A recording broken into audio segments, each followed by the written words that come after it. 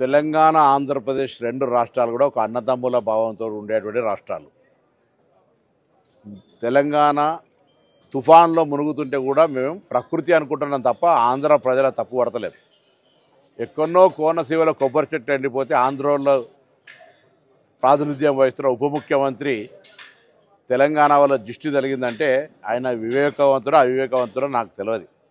నేను ఆ మిత్రపక్షంకు బాధ్యత వహిస్తున్న తెలంగాణ భారతీయ జనతా పార్టీ నాయకత్వం ఆయన పట్ల స్పందించాలని కోరుతా ఉన్నా. అదేవిధంగా ఆంధ్రప్రదేశ్ ముఖ్యమంత్రి గారు కూడా స్పందించాలి.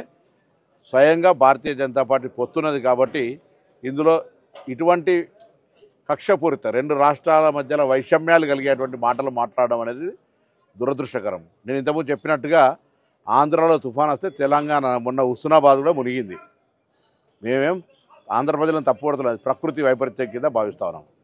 అక్కడెక్కడో చెట్లు ఎండిపోతే మమ్మల్ని దృష్టి కలిగిందని నిందిస్తే ఇది తెలంగాణ పౌరులకు అవమానం.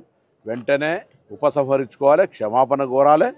భవిష్యత్తులో ఇటువంటి వివక్షపూరిత మాటలు మాట్లాడద్దు, విజ్ఞతగా వ్యవహరించు. ఉప ముఖ్యమంత్రి అయినా ఇంకా సినిమా నటుడు కాదు, కొంత బాధ్యతగా నేర్చుకోవాలని చెప్పి నేను ఈ సందర్భంగా కోరుతా ఉన్నా.